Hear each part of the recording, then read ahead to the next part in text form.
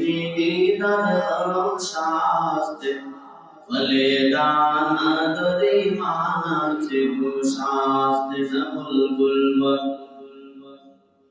গুলশ তসবে খানি মগরনা মনমা কম জবানি মোমেনাজি ফে খুদা বিসয়াল بود মোমেনাজি রে খুদা বিসয়াল بود यारे وما أرسلناك إلا كافة للناس بشيرا ونذيرا ولكن أكثر الناس لا يعلمون তবে অধিকাংশ মানুষ মাতা সম্পর্কে জানে না অধিকাংশ মানুষ তবে অধিকাংশ মানুষ সে সম্পর্কে জানে না আল্লাহ তাআলা বলেন আমি যে আমার হাবিবকে দুনিয়াতে সুসংবাদ দেওয়ার জন্য এবং ভীতি প্রদর্শন করার জন্য পাঠাইলাম এই বিষয়টা অধিকাংশ মানুষ জানে না এর সাথে আবার শুকর আদায় করব আল্লাহ তাআলা আমাদেরকে খাতামুন নবিয়্যিন শেষ নবী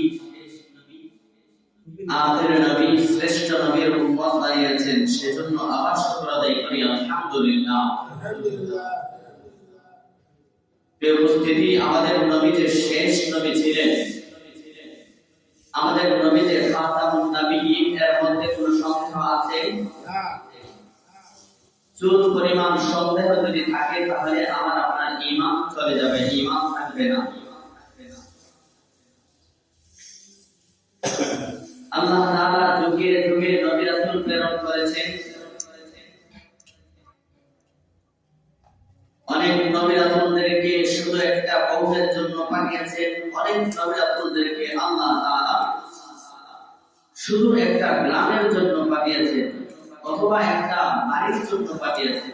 আবার এমন এমন নবী রাসূল আল্লাহ তাআলা প্রেরণ করেছেন এক দুইটা দেশ না, প্রায় এক একটা মহাদেশের জন্য প্রেরণ করেছেন আল্লাহ তাআলা। আমরা যে নবীর উম্মত, আমাদের নবীকে আল্লাহ তাআলা শুধু কওমের জন্য পাঠায় নাই, শুধু একটা উপমহাদেশের জন্য পাঠায় নাই, বরং আল্লাহ তাআলা আমাদের নবীকে পাঠিয়েছেন বিশ্ববাসীর জন্য নবী হিসেবে, ঠিক না? শুধু তাই না, নির্ধারিত সময়ের জন্য না যে আরেকজন নবী আসা পর্যন্ত তোমার নবুয়ত চলবে, এমনটা নয়, বরং কিয়ামত পর্যন্ত যত মানুষ আসবে সমস্ত মানুষ দাবি করতে হবে যে মুহাম্মদ আখির নবী, মুহাম্মদ নবীর উম্মত দাবি করতে হবে। যদি সেই আখির নবীর উম্মত হিসেবে নিজেকে গর্ব না করে, দাবি না করে, তাহলে সে মুসলমান থাকবে না, ঠিক না? আল্লাহ রাসূল এর ভবিষ্যৎবাণীর মধ্যে বলে গেছেন, আল্লাহ রাসূল বলে গেছেন আল্লাহ তাআলা যে এত এত আয়াত নাযিল করতেছে, এত এত আয়াত নাযিল করেছে আমার সম্বন্ধে, এবং আমার সুস্পষ্ট দলিল তোমাদের হাতে থাকা সত্ত্বেও তোমাদের মধ্যে এমন কিছু মানুষ বের হবে যারা নিজেদেরকে নবী দাবি করবে। যেমন মির্জা গোলাম আহমদ কাদিয়ানী নিজেকে নবী দাবি করছে না? আল্লাহ তাআলা আমাদের নবী সম্পর্কে বলেন, মা কানা মুহাম্মাদুন আবা আহাদিন মির রিজালিকুম ওয়ালাকিন রাসূলুল্লাহি ওয়া খাতামান নাবিয়্যিন ওয়া কানা আল্লাহু বিকুল্লি শাইইন আলীমা। আল্লাহ তাআলা দুনিয়ার মানুষদেরকে ডাক দেয়া বলেন, মুহাম্মদ তোমাদের মধ্য থেকে কারো বাবা বা কারো পিতা নয়। মুহাম্মদ তোমাদের মধ্যে কারো বাবা অথবা কারো পিতা নয়। ওয়ালাকিন রাসূলুল্লাহ বরং সে আল্লাহ তাআলার প্রেরিত রাসূল ওয়া খাতামান নাবিয়্যিন এবং শেষ নবী। নবুয়তের দরওয়াজায় তালা লাগানোওয়ালা খাতামান নাবিয়্যিন, যিনি নবুয়তটাকে শেষ করেছেন। ওয়া কানা আল্লাহু বিকুল্লি শাইইন আলিমা। আল্লাহ তাআলা বলেন, সর্ব বিষয়ে আমি বেশি জ্ঞাত, বেশি জানি। আল্লাহ তাআলা আল্লাহ রাসূলকে বলেন, হে নবী আপনি জানিয়ে দেন, কুল ইয়া ইবাদিয়াল্লাযীনা কুল ইয়া আইয়ুহান নাস ইন্নী রাসূলুল্লাহি ইলাইকুম জামিআ। আল্লাহ তাআলা বলেন, হে নবী আপনি আপনার উম্মতদেরকে জানাইয়া দেন, মানুষ সম্প্রদায়কে জানাইয়া দেন, ইন্নী রাসূলুল্লাহ, আপনি কেবল রাসূল, আল্লাহ তাআলার পক্ষ থেকে প্রেরিত রাসূল, ইলাইকুম জামিআ, সবার পক্ষে সবার কাছে আল্লাহ তাআলার পক্ষ থেকে প্রেরিত রাসূল। আল্লাহ তাআলা অন্য আয়াতের মধ্যে বলেন, ওয়া মা আরসালনাকা ইল্লা রাহমাতাল লিল আলামিন। হে নবী আমি আপনাকে দুনিয়ার জন্য রহমত বানায়া পাঠাইলাম এবং আখিরাতের জন্য রহমত। মুসলমান ভাইরা আমার, আমাদের নবী দুনিয়ার জন্য কেমন ভাবে রহমত, আমাদের নবীর জীবনের শুরু থেকে শেষ পর্যন্ত উম্মতের জন্য রহমত ছিলেন। শুধু উম্মতের জন্য না, সমস্ত মাখলুকাতের জন্য রহমত ছিলেন। আমাদের নবীর রহমত শুধু মানুষের জন্য ছিলেন না, দুনিয়ার জন্য না। আল্লাহ তাআলা বলেন, আমি আপনাকে দুনিয়ার জন্য রহমত হিসেবে পাঠাই নাই, দুনিয়াতে রহমত, আখিরাতে রহমত। মুসলমান ভাইরা আমার, রাসূল আমার জীবনের শুরু থেকে শেষ পর্যন্ত মানুষদেরকে কিভাবে জান্নাতে নেওয়া যায় রহমত হিসেবে কাজ করেছে। সবার সঙ্গে এমন আচরণ করেছে যে আচরণ কিয়ামতের পৃথিবীর শুরু থেকে কিয়ামত পর্যন্ত, আজ পর্যন্ত, কিয়ামত পর্যন্ত কেউ করতে পারবে না। এমন আচরণ করে করে দেখিয়ে দিয়েছে, এমন উত্তম আচরণ। মুসলমান ভাইরা আমার, শুধু তাই না, আমার আপনার নবী আল্লাহ তাআলা বলেন, ওয়া মা আরসালনাকা ইল্লা রাহমাতাল লিল আলামিন, আমি আপনাকে উভয় জাহানের জন্য রহমত হিসেবে পাঠাইলাম। মুসলমান ভাইরা আমার, আল্লাহর রাসূল আখিরাতের জন্য কেমন ভাবে রহমত।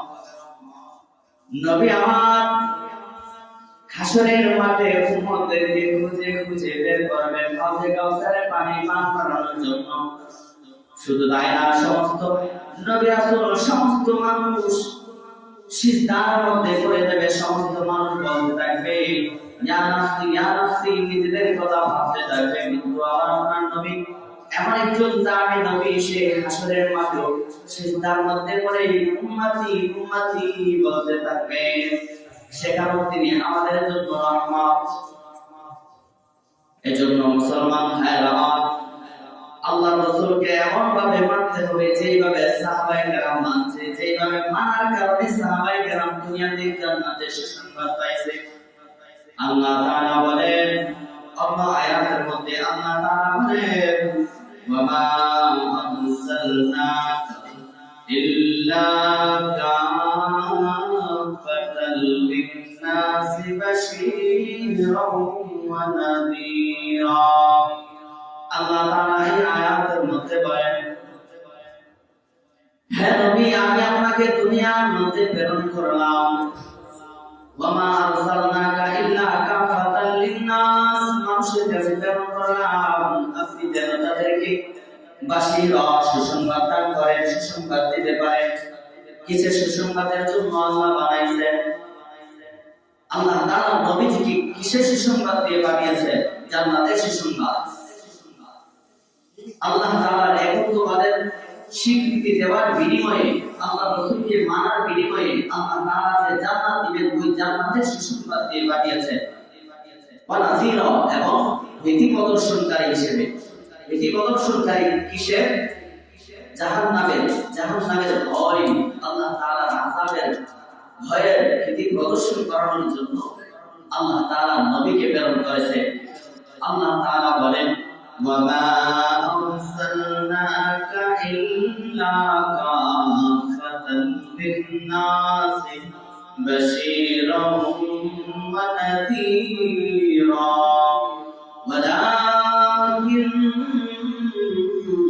আকসারান-নাস লা তবে অধিকাংশ মানুষ মাথা সম্পর্কে জানে না অধিকাংশ মানুষ তবে অধিকাংশ মানুষ সে সম্পর্কে জানে না আল্লাহ তাআলা বলেন আমি যে আমার হাবিবকে দুনিয়াতে সুসংবাদ দেওয়ার জন্য এবং ভীতি প্রদর্শন করার জন্য পাঠাইলাম এই বিষয়টা অধিকাংশ মানুষ জানে না আল্লাহ তাআলা অন্য আয়াতের মধ্যে বলেন ওয়া মুহাম্মাদুন ইল্লা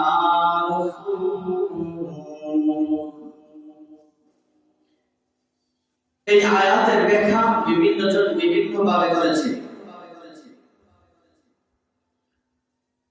সমাজের মধ্যে কিছু কিছু মানুষ আমাদের নবীজিকে নিয়ে তারা এমন এমন ধারণা লালন করে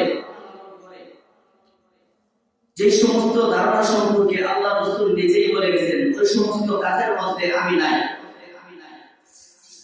যেমন সমাজের কিছু মানুষ মনে করে নবীজি আলিমুল গায়ব নবীজি গায়ব জানেন অথচ আল্লাহ তাআলা বারবার বলেছেন আমি তার কাছে ওহী নাযিল করি ওহী যদি নাযিল না করতাম সে কিচ্ছু জানতো না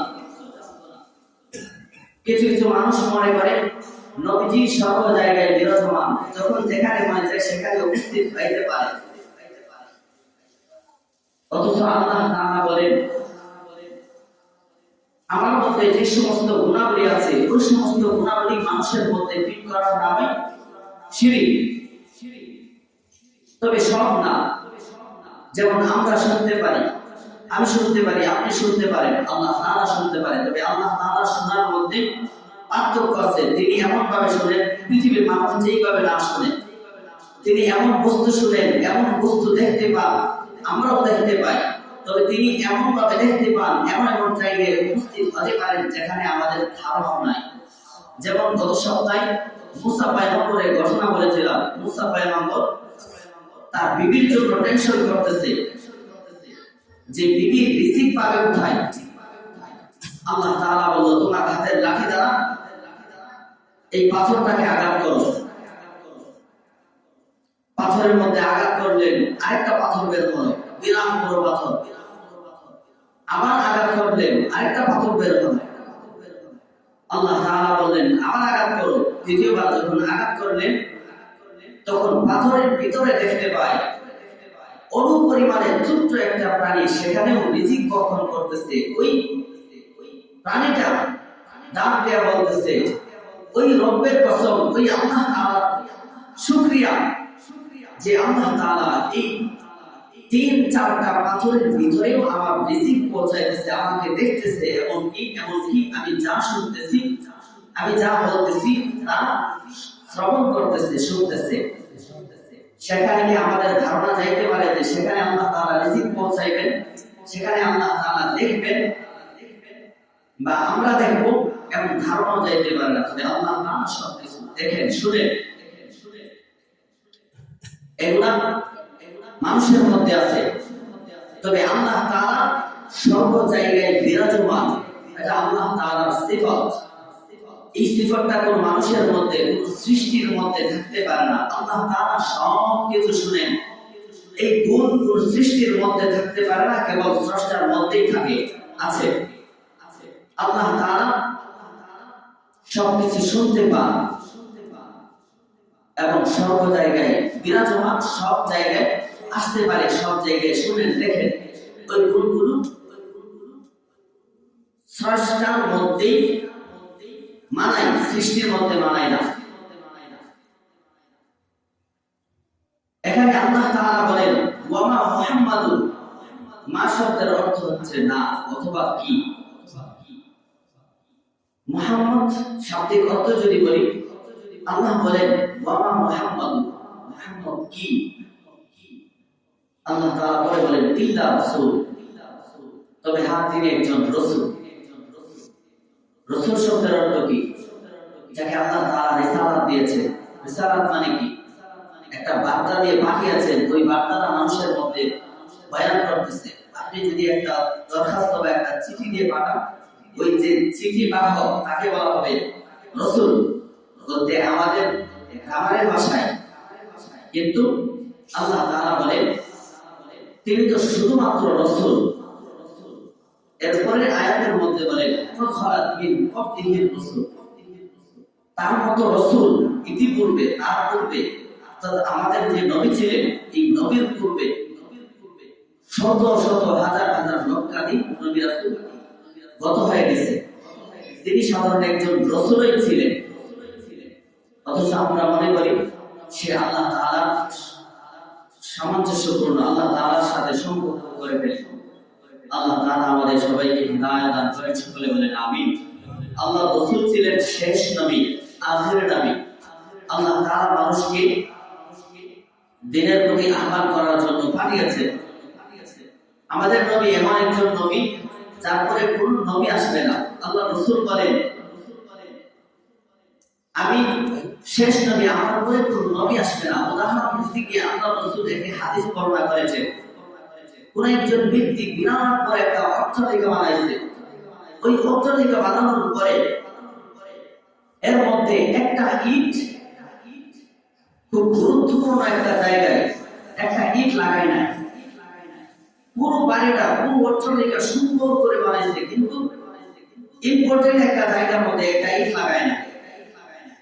সমস্ত মানুষ দেখে থেকে যাইতেছে আর বলতেছে এখানে ইটটা লাগাইছে না কেন, এটা তো সুন্দর লাগতেছে না।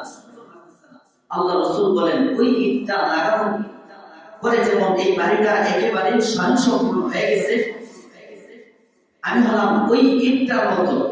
আল্লাহ তাআলা লক্ষাধিক নবী রাসূল প্রেরণ করছেন, তবে আমাকে প্রেরণ করার দ্বারা আল্লাহ তাআলা এই নবুয়তের দরজা বন্ধ করে দিয়েছেন, একেবারে দ্বীনটাকে পরিপূর্ণ করেছেন। আল্লাহ রাসূল বলেন আমি চিরদিন থাকবো না তোমাদের মধ্যে। আল্লাহ রাসূল বলেন আমার মৃত্যুর পরে এই দায়িত্ব পালন করবে কারা? এক হাদিসের মধ্যে আল্লাহ রাসূল বলেন আল-উলামা ওয়ারাসাতুল আনবিয়া, যারা এই দ্বীন সম্পর্কে জানে, যারা দ্বীন সম্পর্কে জ্ঞান রাখে, কুরআন হাদিসের জ্ঞান রাখে, তারা এই দ্বীনটাকে, আমার দায়িত্বটাকে পরিপূর্ণভাবে মানুষের কাছে পৌঁছায় দেয়। আজকে এই দায়িত্ব পালন করতে গেলে মানুষ বাধাগ্রস্ত করে। মানুষ বলে যে আমার নাতি সন্তানদেরকে আপনি নামাজের দিকে ডাকতে পারবেন না, মানে ডাকলে ওনাদের কষ্ট হয়, নাতিদের যে কষ্ট হবে। দুনিয়ার কষ্টটা তাদের বুঝে আসে, কিন্তু আখিরাতের কষ্টটা বুঝে আসে না। সন্তানটাকে আজকে নামাজ পড়ালে, সন্তানটাকে আজকে নামাজের দিকে আহ্বান করলে, বা নিজে নিয়ে আসলে বা নিজে না আসলেও সন্তানটাকে যদি, নাতিটাকে যদি মাদ্রাসায় বা মসজিদের মধ্যে পাঠায়, নামাজের জন্য পাঠায়, এই সন্তানটার ভিতরে দ্বীনের বুঝ আসবে। আর যে সন্তানটার ভিতরে দ্বীনের বুঝ থাকে, সেই সন্তানটা বাবা বা দাদা মারা গেলে সে বসে থাকে না, আল্লাহ তাআলার কাছে হাত তুলে দোয়া করে। এমনকি প্রত্যেক দিন না যাইতে পারলেও জুমার দিন অন্তত পক্ষে বাবার কবরের পাশে, মায়ের কবরের পাশে গিয়ে হাত তুলে দোয়া করে। আর যে সন্তানটার ভিতরে দ্বীনের বুঝ নাই, সেই সন্তান মাসে একবার যায় না, এমনকি বছরে ঈদের দিনও যায় না। বন্ধু বান্ধবদের সাথে যদি যায়, এছাড়া নিজের আগ্রহে যায় না। এজন্য আল্লাহ রাসূল বলেন আমি চলে যাওয়ার পরে আমার দ্বীনটা, এই দায়িত্বটা পালন করবে আমার উম্মতরা। উম্মতের মধ্যে যারা এই বিষয়ে জ্ঞান রাখে তারা। আল্লাহ রাসূল বলেন আমি যে খাতামুন নবীন, আমি যে শেষ নবী। আল্লাহ তাআলা তখনই লিখে রাখছেন যখন আদম আলাইহিস সালাতু ওয়াস সালামের, যে আদম নবী কাদার স্তূপের মধ্যে ছিল, আদম নবীকে সৃষ্টি করার পূর্বেই আমি যে শেষ নবী হব, ওইটা আল্লাহ তাআলা নির্ধারিত করে রাখছেন। আল্লাহ হাদিসের মধ্যে লিখেন, আল্লাহ রাসূল বলেন প্রত্যেকটা